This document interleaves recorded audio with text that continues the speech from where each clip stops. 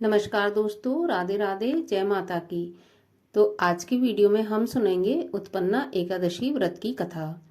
देखिए, मार्ग शीर्ष के या अघन मास के कृष्ण पक्ष की एकादशी को उत्पन्ना एकादशी के नाम से जानते हैं।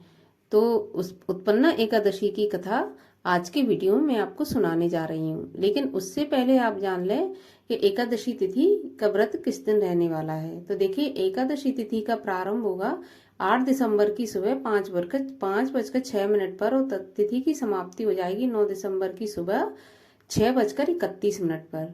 तो शुद्ध एकादशी का व्रत 8 दिसंबर को ही रखा जाएगा। अगर कुछ वैष्णव जन रखना चाहें तो 9 दिसंबर को भी व्रत रखेंगे। अब देखिए, जो पारण का मुहूर्त है वो रहेगा 8 दिसंबर को व्रत कर रहे लोगों के लिए। जो भक्तगण 8 दिसंबर को व्रत कर रहे हैं उनके लिए 9 दिसंबर को दोपहर 1:16 से और 3:20 तक रहेगा। और जो भक्तगण 9 दिसंबर को एकादशी का व्रत कर रहे हैं तो उनका पारण का मुहूर्त रहेगा 10 दिसंबर को सुबह 7:03 से और 7:13 तक। 7:13 के बाद त्रयोदशी तिथि प्रारंभ हो जाएगी। उसके बाद हम त्रयोदशी में व्रत का पारण नहीं कर सकते। तो ये था आपको शुभ मुहूर्त और व्रत किस दिन रखा जाएगा। अब हम सुनेंगे एकादशी व्रत की कथा। तो एक बार की बात है कि युधिष्ठिर ने भगवान श्री कृष्ण से पूछा कि हे भगवान, पुण्यमयी एकादशी तिथि कैसे उत्पन्न हुई?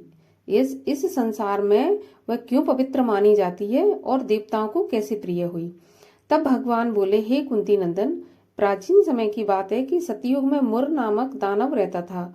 वह बड़ा ही अद्भुत, अत्यंत रौद्र और संपूर्ण देवताओं के लिए भयंकर था। उस काल रूपधारी दुरात्मा महासुर ने इंद्र को भी जीत लिया था। संपूर्ण देवता उससे परास्त होकर स्वर्ग से निकाले जा चुके थे और शंकित और भयभीत होकर पृथ्वी पर विचरा करते थे।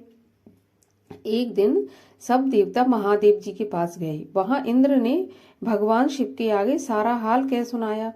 तब इंद्र बोले, हे महेश्वर, ये देवता स्वर्ग लोक से निकाले जाने के बाद पृथ्वी पर विचर रहे हैं। मनुष्यों के बीच रहना इन्हें शोभा नहीं देता।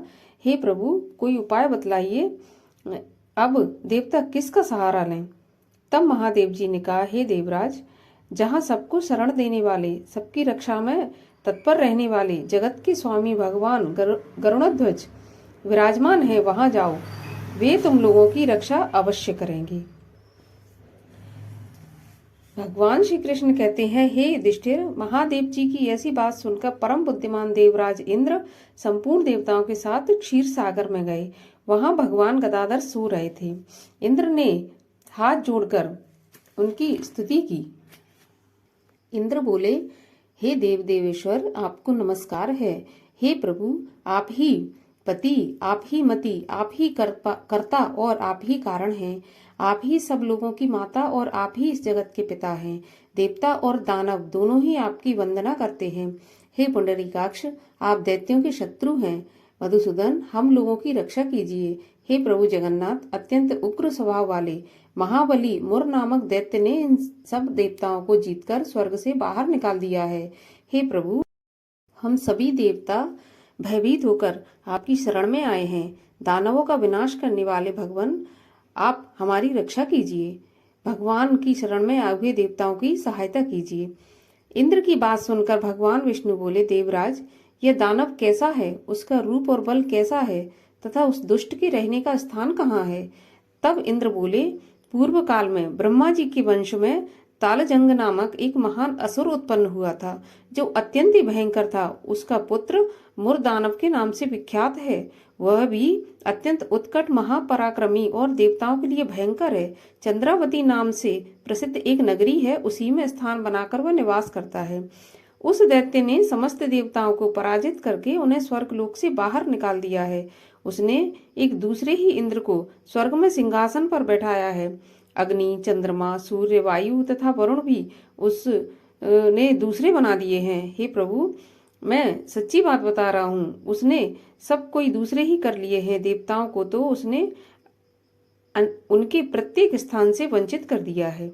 इंद्र के ऐसे वचन सुनकर भगवान जनार्दन को बड़ा क्रोध आया। उन्होंने देवताओं को साथ लेकर चंद्रावती नगरी में प्रवेश किया। भगवान गदाधर ने देखा कि दैत्यराज बारंबार गर्जना कर रहा है और उससे परास्त होकर संपूर्ण देवता 10 दिशाओं में भाग रहे हैं। अब वह दानव भगवान विष्णु को देखकर बोला, खड़ा रहे, खड़ा रहे। उसकी यह ललकार सुनकर भगवान के नेत्र क्रोध से लाल हो गए। वे बोले, अरे दुराचारी दानव, मेरी इन भुजाओं को देख। यह कहकर श्री विष्णु ने अपने दिव्य बाणों से सामने आए हुए दुष्ट दानवों को मारना शुरू कर दिया। दानव भय से बेहाल हो उठे। हे पांडुनंदन, तत्पश्चात श्री विष्णु ने दैत्य सेना पर चक्र का प्रहार किया। उससे छिन्न भिन्न होकर सैकड़ों दैत्य योद्धा मौत के मुख में चले गए और ऐसा युद्ध देवताओं का 1000 वर्ष तक चलता रहा। अब इसके बाद भगवान मधुसूदन बद्रिकाश्रम चले गए। वहां सिंहावती नाम की गुफा थी जो 12 योजन लंबी थी। हे पांडुनंदन, उस गुफा में एक ही दरवाजा था। भगवान विष्णु उसी में जाकर सो गए।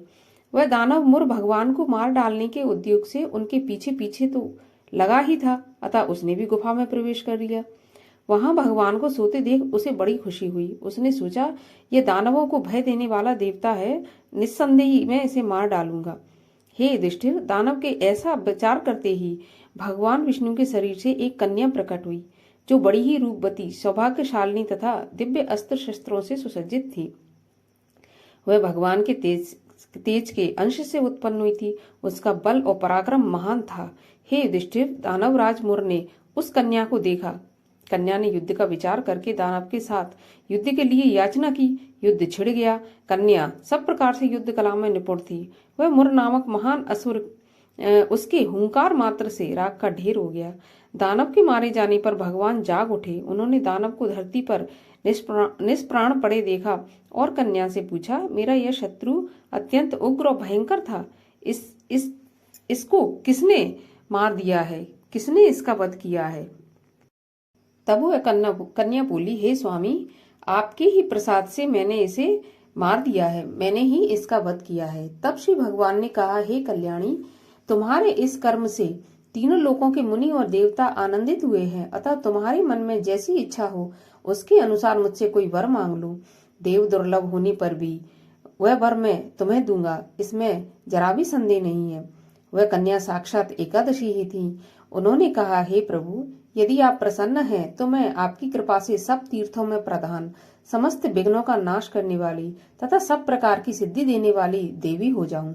हे जनार्दन, जो लोग आप में भक्ति रखते हैं और मेरे दिन को उपवास करेंगे, उन्हें सब प्रकार की सिद्धि प्राप्त हो। हे माधव, जो लोग उपवास, भोजन अथवा एक मुक्त मेरे व्रत का पालन करें, उन्हें आप धन, धर्म और मोक्ष प्रदान कीजिए। श्री विष्णु बोले, हे कल्याणी, तुम जो कुछ कहती हो वह सब पूर्ण होगा। ऐसा कहकर भगवान ने तथास्तु किया। भगवान श्री कृष्ण कहते हैं, हे युधिष्ठिर, ऐसा वर पाकर महाव्रता एकादशी बहुत प्रसन्न हुई। दोनों पक्षों की एकादशी समान रूप से कल्याण करने वाली है। इसमें शुक्ल पक्ष और कृष्ण पक्ष का कोई भेद नहीं होना चाहिए। यदि उदय काल में थोड़ी सी एकादशी, मध्य में पूरी द्वादशी और अंत में किंचित त्रयोदशी हो तो यह त्रिस्पर्शा एकादशी कहलाती है।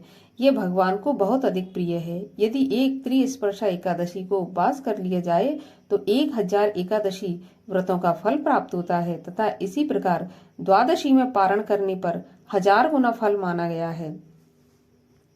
अष्टमी, एकादशी, षष्ठी, तृतीया और चतुर्दशी ये यदि पूर्व तिथि से विद्ध हो तो उनमें व्रत नहीं करना चाहिए। परिवर्तनी तिथि से युक्त होने पर ही उनमें उपवास का विधान है। पहले दिन में और रात में भी एकादशी हो तो दूसरे दिन केवल प्रातःकाल एक दंड एकादशी रहे तो पहली तिथि का परित्याग करके दूसरे दिन ही द्वादशी युक्त एकादशी को ही उपवास करना चाहिए। यह विधि मैंने दोनों पक्षों की एकादशी के लिए बताई है। जो मनुष्य एकादशी को उपवास करता है वह वैकुंठ धाम में जाता है, जहाँ साक्षात भगवान गरुड़ध्वज विराजमान रहते हैं। जो मानव हर समय एकादशी के महात्म का पाठ करता है उसे 1000 गौदान के पुण्य का फल प्राप्त होता है। जो दिन या रात में भक्ति पूर्वक इस महात्म्य का श्रवण करते हैं वे निसंदेह ब्रह्म हत्या आदि पापों से मुक्त हो जाते हैं। एकादशी के समान पाप नाशक व्रत कोई दूसरा नहीं है। बोलो भगवान श्री कृष्ण की जय। बोलो एकादशी माता की जय। अब कथा सुनने के बाद आप आरती करें और सारा दिन मन में ओम नमो भगवते वासुदेवाय मंत्र का जाप करते रहें। तो ये थी एकादशी व्रत की वीडियो। यदि आपको पसंद आई हो तो लाइक कर देना, चैनल को सब्सक्राइब कर लेना। मिलते हैं आपसे अगली वीडियो में, तब तक के लिए राधे राधे, जय माता की।